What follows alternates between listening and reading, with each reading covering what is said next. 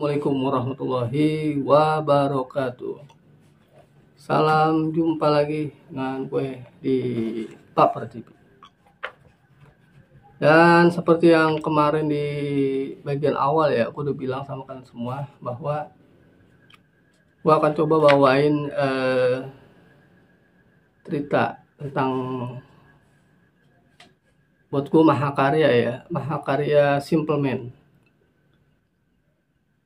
Nah, untuk cerita yang sekarang nih, yang pertama gua akan ceritakan kepada kalian semua adalah kisah tentang Sewu Dino yang tulis oleh Simple Man dengan penerbit yaitu Bukune. Jadi cerita yang akan gua bawakan ini gua hanya menceritakan kembali ya, dan gua sangat menyarankan kalian bisa beli bukunya ya, kayak gini bukunya. Jadi kalian bisa beli bukunya dan bisa kalian baca lagi gitu. Mungkin dari penyampaian gua ada yang kurang, jadi kalian bisa beli bukunya.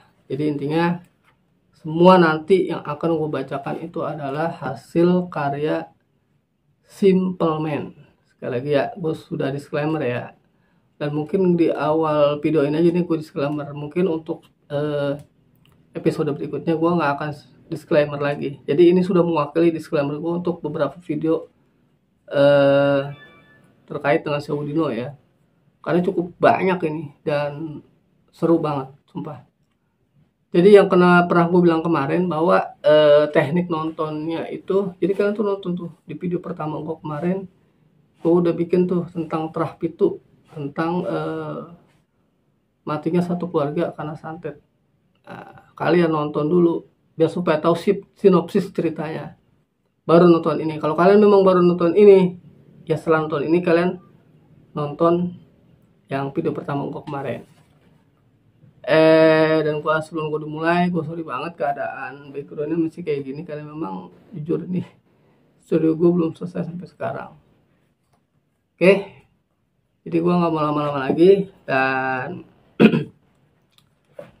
alangkah baiknya kalian menggunakan handset ya kalau mendengar cerita ini, jadi biar lebih terasa adrenalinnya. Oke ya, Bismillahirrahmanirrahim, gua akan mulai ceritanya. Santet Sewu Dino adalah santet yang tidak sembarangan orang mau melakukannya. Selain mendatangkan petaka bila seseorang gagal menunaikan santet tersebut, maka harus dibayar dengan harga nyawa seluruh anggota keluarga. Tuh, di awal aja nih prolognya luar biasa kan, bikin bulu kuduk merinding. Mana masuk ke ceritanya? Oke, udah siap? Kita akan mulai dari sekarang. Prolognya. Marni tengah bersolek di depan cermin rias besar dengan perasaan berbunga-bunga. Ia pilih gincu paling mahal. Gincu itu lipstick ya, lipstick untuk memerahkan bibir dan kuas paling besar untuk meratakan bedak. Marni tak mau menyia-nyiakan momen yang mungkin tidak akan datang lagi dalam hidupnya. Sebab semua kemewahan itu bukanlah milik Marni, melainkan milik majikannya yang tengah pergi berlibur meninggalkan rumah. Jadi si Marni ini bekerja sebagai ART ya, asisten rumah tangga. Ketika Marni sedang mengoleskan gincu, terdengarlah suara pintu diketuk. Marni tersenyum menatap cermin yang ditunggu akhirnya datang. Marni segera memastikan wajah dan rambutnya dalam kondisi paling sempurna. Ia pun membukakan pintu. Dilihatlah seorang laki-laki bertubuh jangkung berdiri di depannya.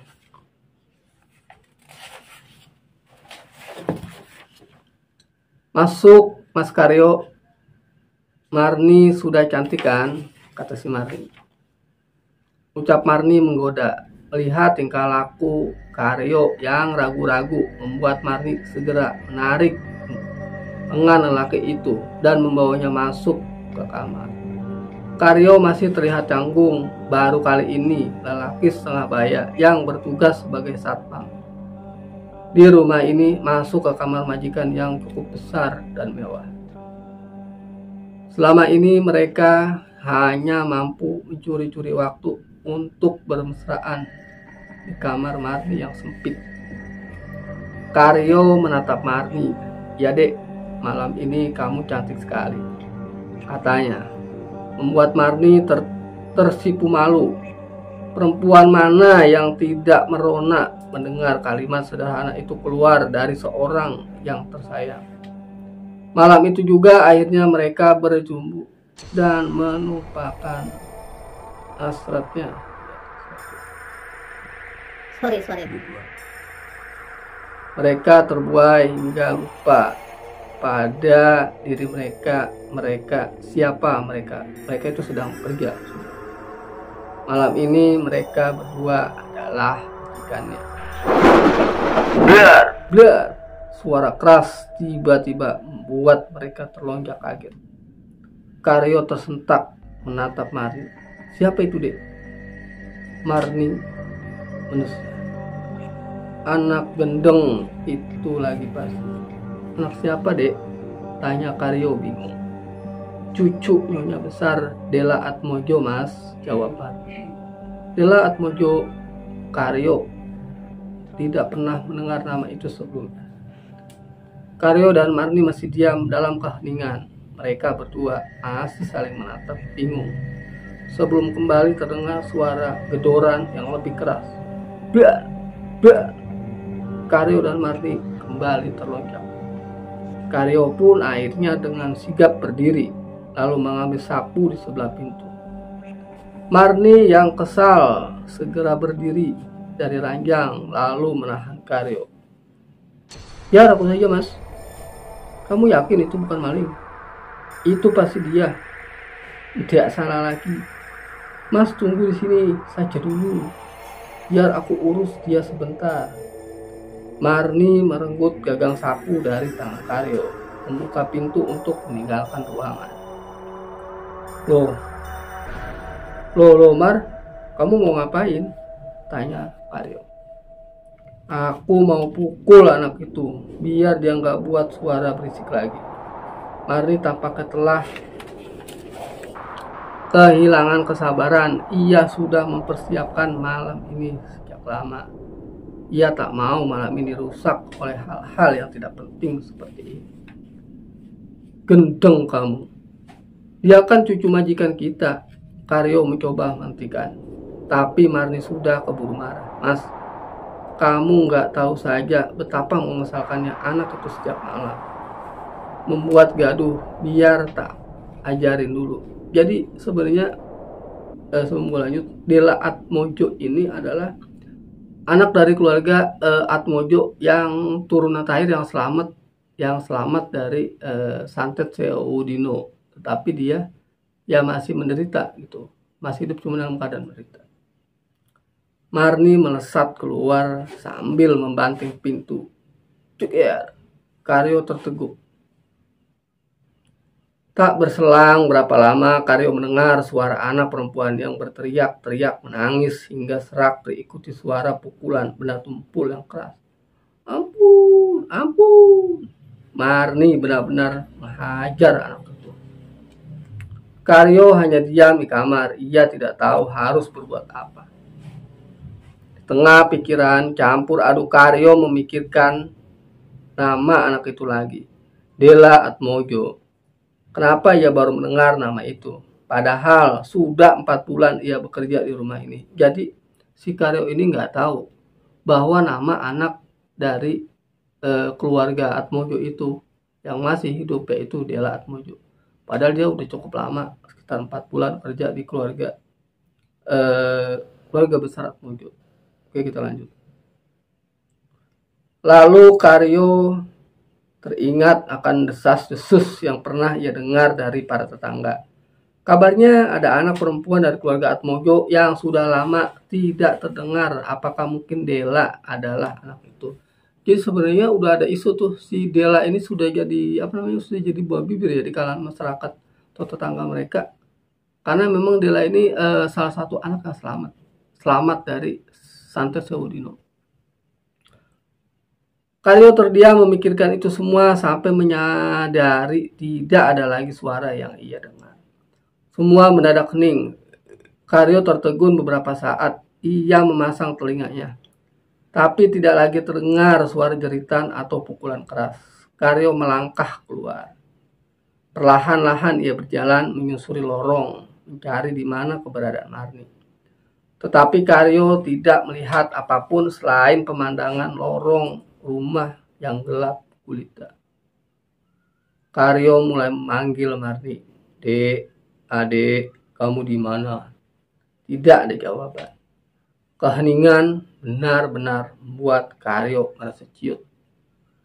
Belum pernah ia merasakan jantungnya berdebar-debar seperti ini.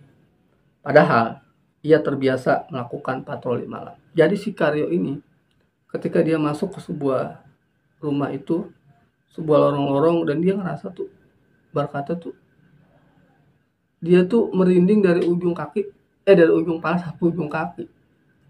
Seperti itu kira-kira yang bisa dianalogikan lah, kurang lebih seperti itu. Jadi takutnya amat sangat mencekam lah istilahnya, kayak gitu.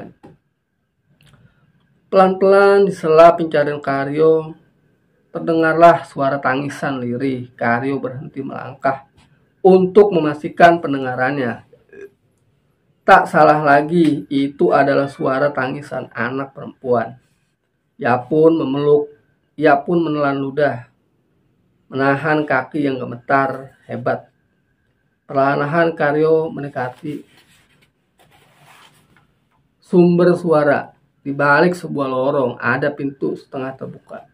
Rupanya dari sinilah asal suara tersebut, tersembunyi di sudut belakang rumah. Karyo tak pernah tahu ada ruangan di sini sebelumnya. Dengan berbekal pentungan di tangan, Karyo mendekati pintu lalu melangkah masuk. Karyo seketika terpaku melihat sesosok di ujung ruangan dalam cahaya remang, meringkuk di bawah jendela. Suara tangisan tersebut rupanya berasal dari perempuan ini. Ia mendekatinya perlahan-lahan. Dek, itu kamu ya? Namun sosok itu bergeming. Ia masih menekuk lutut. Semakin dekat, Karyo bisa melihat rambutnya yang cukup panjang. Karyo terus mendekatinya sebelum jarak mereka hanya paut beberapa langkah. Sosok itu bergerak, mengangkat wajahnya, menatap Karyo sayu. Wajah itu dipenuhi luka dan percikan darah. Namun yang menarik perhatian, Karyo justru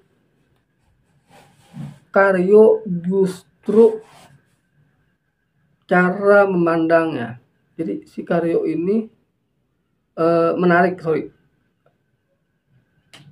Namun yang menarik perhatian Karyo justru cara memandangnya. Maksudnya ketika dia lagi ngeliat si Karyo begitu memelas sambil menangis, sosok itu menunjuk sesuatu dengan jari telunjuknya. Karyo mengikuti kemana sosok itu menunjuk. Ia seperti saat tersentak atau kaget. Marni. Apa yang dilihat Karyo malam itu tidak akan pernah ia lupakan seumur hidupnya. Malam yang telah lama ditunggu. Marni menjadi malam terakhir hidup di dunia. Ia tewas dengan leher terkoyak. Di perutnya tertancap patahan gagang sapu. Tepat di atas mayatnya ada sebuah tulisan besar yang dibuat dari darah merah. Sewudino. Kurang lebih itu tulisan yang ada di papan itu.